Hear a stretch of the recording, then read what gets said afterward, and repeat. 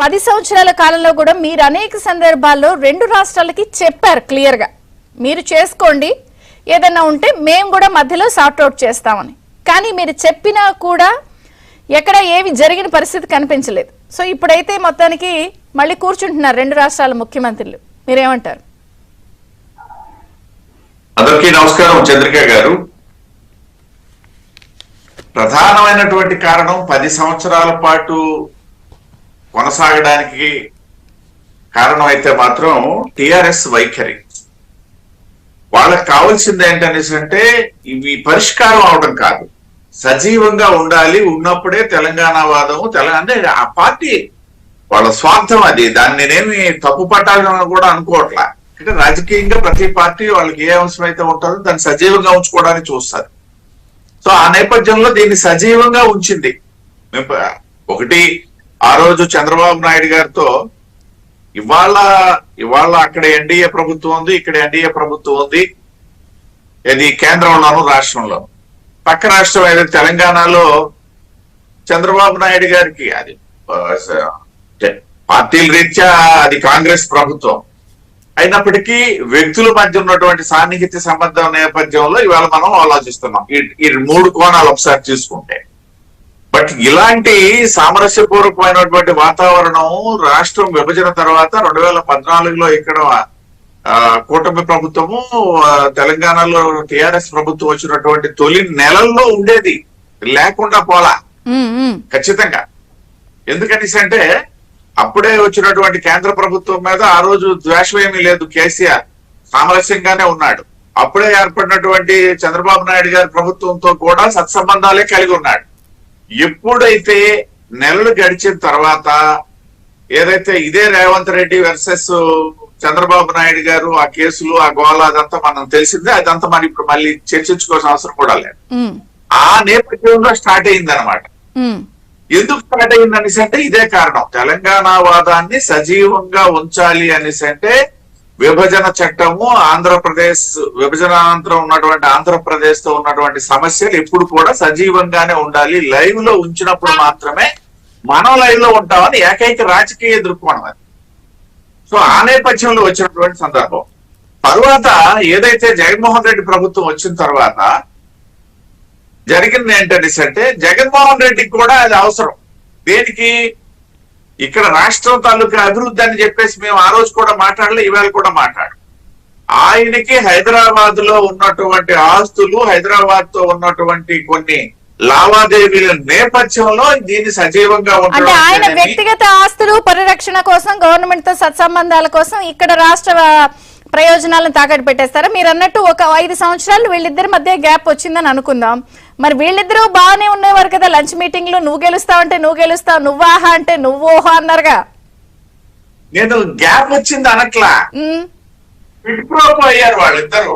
దాన్ని కరెక్ట్ పదవో కాదో నేను గ్యాప్ అంటుంది కేసీఆర్ బాబు గారికి గ్యాప్ వచ్చిందని అనుకుందాం. వీళ్ళిద్దరికి బానే ఉంది ఈ 5 ఏళ్ళు. మరి వీళ్ళిద్దరికి ఏమైంది? ఈ 5 ఏళ్లే నేను చెప్తున్నా. వాళ్ళిద్దరూ ఆయనకి కావాల్సినవి ఇచ్చేసి ఈయన గమ్మున ఊరుకోవడం, అది క్విడ్ ప్రో. ఇద్దరు అనుకోని చేసుకున్నది అది. అదేమి వాళ్ళేం వైరం పెంచుకోవాలి. లెటర్లు రాశారు కదా ఆ రోజు, కేంద్రంలో ఉన్న బీజేపీ లెటర్లు రాసింది, మీరు పరిష్కరించుకోండి మేము చూస్తామని. ఇప్పుడు ఏ 2 రాష్ట్రాలు విభజన సమయం అయినా సరే, ఇప్పుడే కాదు, మేము వాజ్పేయి గారి సమయంలో 4 రాష్ట్రాలు విడదీశాం. 4 రాష్ట్రాలు విడిపోయేటప్పుడు కూడా సామరస్యపూర్వకంగానే విడిపోవడం జరిగింది. అక్కడ కూడా అయినప్పటికి కూడా అక్కడ కూడా కొన్ని విభజన సమస్యలు చిన్న చితుకు ఉంటాయండి, లేకుండా ఉండవు. ఎందుకంటే ఎప్పుడో విడిపోయినటువంటి మహారాష్ట్ర, గుజరాత్ సంబంధించి లేవా? ఉన్నాయి. అయితే ఏంటంటే అవి ఒక స్థాయిలో మినిమమైజ్ చేయబడి కొన్నింటిని పరిష్కరించుకుంటూ ముందుకు వెళ్తుంటారు. ఇక్కడ ఏం జరిగిందంటే అసలు ప్రయత్నం జరగలే ఈ 5 ఏళ్ళు. పర్టికులర్ గా ఈ 5 సంవత్సరాలు అనే కాలంలో రాష్ట్రాల మధ్య ప్రయత్నం జరగలే. ఏదైనా ఒబ్బరినే ఇచ్చేసాడంటే ఈయన వెళ్ళి అక్కడ ఇచ్చేసాడు కానుగ్గా. ఆ తర్వాత వచ్చి ఈయన గమ్మును కూర్చుకున్నాడు, ఆయన అక్కడ గమ్మును కూర్చున్నాడు. ఆయనకి కావాల్సింది అదే, ఈయన చేసింది అదే అయిపోయింది. తప్పిస్తే ఇక్కడ కేంద్రం ఇన్వాల్వ్ అవ్వడానికి కూడా ఇద్దరు గొడవ పడుతుండేటప్పుడు వాళ్ళిద్దరు కూర్చొని మాట్లాడుకుంటాం అనేసి అంటే ఎవరైనా రాజీ చేయగలరు. వాళ్ళు కూర్చోవడానికి సిద్ధంగా లేనప్పుడు ఎవరు రాజీ చేసే పరిస్థితి ఉండదు అనమాట. అయితే ఇంకొక విషయం ఇక్కడ మనం గమనించాల్సింది ఏంటంటే అంటే చెప్పండి. అసలు ప్రధానమైనటువంటి అంశం ఏంటంటే అంటే ఆంధ్రప్రదేశ్ తెలంగాణ విభజన సమయంలో ఏదైతే ఈ ఆస్తులకు సంబంధించినటువంటి అంశాలకు వచ్చేసరికి దానికి 10 సంవత్సరాలు గడువు పెట్టారు. ఈ 10 సంవత్సరాలు అయిపోతే ఇంకా ఆ ఆస్తులు మనకు రావేమో లేకపోతే దాని మీద హక్కులు ఉండవేమో అన్నటువంటి ఆలోచన ఏదైతే ఉందో అది కరెక్ట్ కాదు. గడువు 10 సంవత్సరాలు పెట్టినప్పటికీ లేకపోతే రేపు పొడిగించినప్పటికీ దానికి సంబంధించి హక్కేమీ ఆంధ్రప్రదేశ్ రాష్ట్రం కోల్పోయే పరిస్థితి ఉండదు, కోల్పోవాల్సిన అవసరం కూడా లేదు.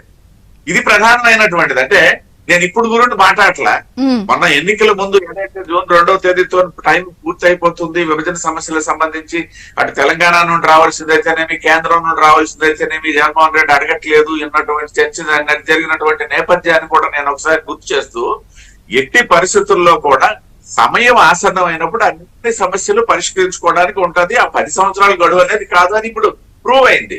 ఇవాళ కూర్చుంటారు ఇద్దరు ముఖ్యమంత్రులు. సరే, ఇక్కడ ముఖ్యమంత్రుల మధ్య వ్యక్తిగతమైనటువంటి స్నేహ సంబంధాలు ఒకవైపు అయితే, ఇక్కడ పార్టీల మధ్య ఉన్నటువంటి వైరుధ్యాలు వేరే ఉంటాయి. మళ్ళీ అంత ఈజీ కాదు. ఇప్పుడు రేవంత్ రెడ్డి గారు కూడా ఏకపక్షంగా చంద్రబాబు నాయుడు గారికి చెప్పారు అని చెప్పేసి లేనిది ఏదైనా ఇచ్చేయడానికి అక్కడ అవ్వదు. అంటే కానీ మారిన పరిస్థితుల్లో ఏపీతో సఖ్యత ఆయనకి అవసరం కదా. నేను పోటీ పడాలి, చంద్రబాబు గారితో చూపించాలి, తన మార్క్ లేకపోతే నేను ఏదో తాకట్టు పెట్టేశాననే ఆ ముద్ర ఆయన మీద కూడా వేసే అవకాశం ఉంటది కదా.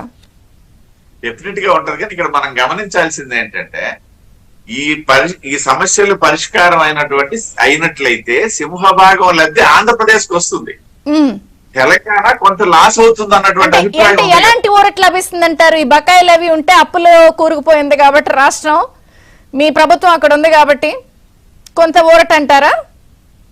డెఫినెట్ గా ఇప్పుడు పెద్దలు విక్రమ్ గారు చెప్పారు అనుకుంటాను, నేను అనుకోవడం 1,40,000 crores ఏదో వస్తుందంట రఫ్ ఎస్టిమేషన్. అవును, 1,42,603 crores అని ఏదో చెప్పారు ఆయన. 1,42,603 crores రఫ్ గా.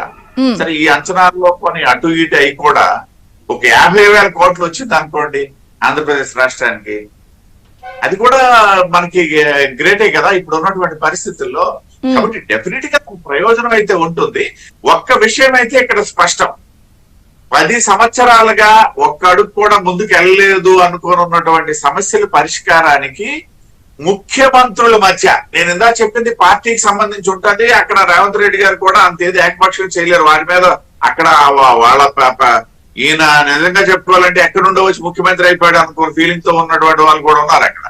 కాబట్టి ప్రభుత్వ పరంగా ఈజీ కాకపోయినా వ్యక్తుల మధ్య సామరస్యపూర్వకమైనటువంటి వాతావరణం ఉన్నటువంటి నేపథ్యంలో ఖచ్చితంగా మెజారిటీ సమస్యను సక్సెస్ఫుల్ గా సాల్వ్ చేసుకుంటారు. అంతవరకు అయితే విశ్వాసం. కేంద్రం కూడా సహకారాన్ని అందిస్తుంది. దాని నేపథ్యమే మీరు గుర్తుపెడుతున్నారు. మీరే పెద్దన్న పాత్ర కదా, already big daddy big brother అని అనేస్తున్నారు కదా మిమ్మల్ని కూడా. కాదు, అది ఉంటదిలేండి.